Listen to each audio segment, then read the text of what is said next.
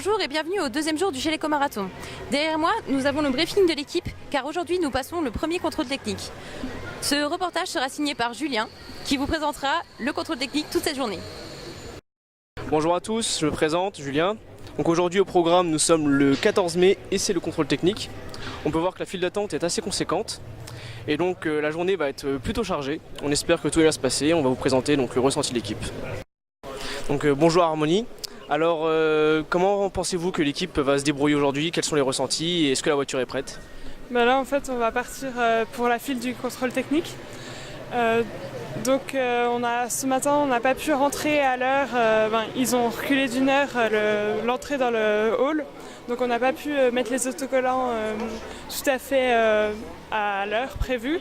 Donc là on va partir dans la file d'attente et on va continuer de mettre les autocollants dans la file d'attente en fait. Donc là on peut voir que les pilotes aussi, malgré leur rôle, continuent à s'occuper donc dans l'équipe et à être actifs. Donc c'est le cas de Sandra qu'on va interviewer dans l'instant. Sandra, bonjour. Quelles sont vos activités aujourd'hui? Parce qu'on voit que vous êtes occupé alors que normalement vous êtes pilote. Alors là je traîne dans le stand, j'aide tous ceux qui ont besoin d'aide. En ce moment on est en train de mettre les autocollants pour le contrôle technique qui aura lieu à 14h. D'accord, donc vous restez quand même actif et ça fait plaisir de voir qu'il y a un esprit d'équipe et qu'on se soutient tous et qu'on aide quand même les gens qui ont besoin d'aide. Donc nous voici avec le team leader, Mathieu. Donc Mathieu Chevalier, vous ressentez juste après avoir mis la voiture au contrôle technique? Le ressenti, on est déjà en retard. Le contrôle technique est à 14h.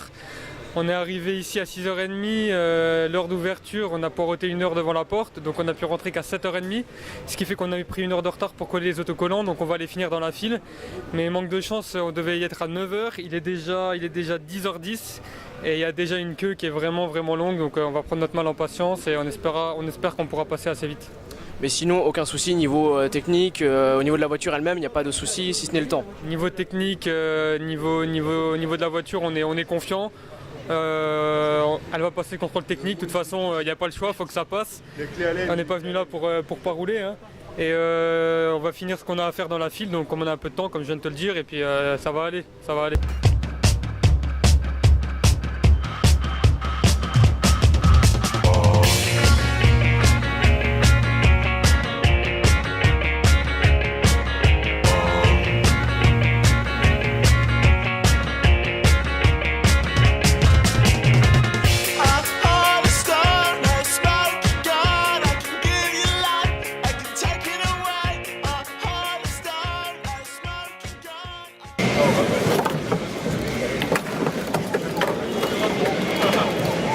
La journée touche à sa fin et le contrôle technique vient de se terminer. Un petit mot Mathieu pour le contrôle technique? Le contrôle technique s'est très bien passé dans l'ensemble, mis à part un petit pépin d'ordre plus technique, plus précisément électronique à la fin.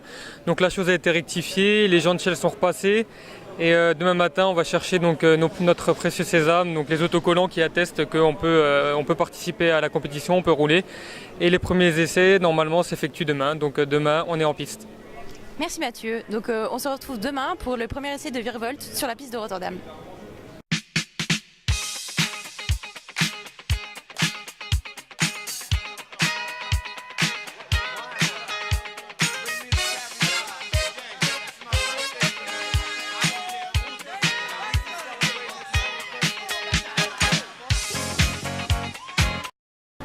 Donc voici le doyen de la compétition mis en route depuis 1965, présent donc chaque année. On peut constater qu'il a été conçu avec des matériaux composites très recherchés, le bois,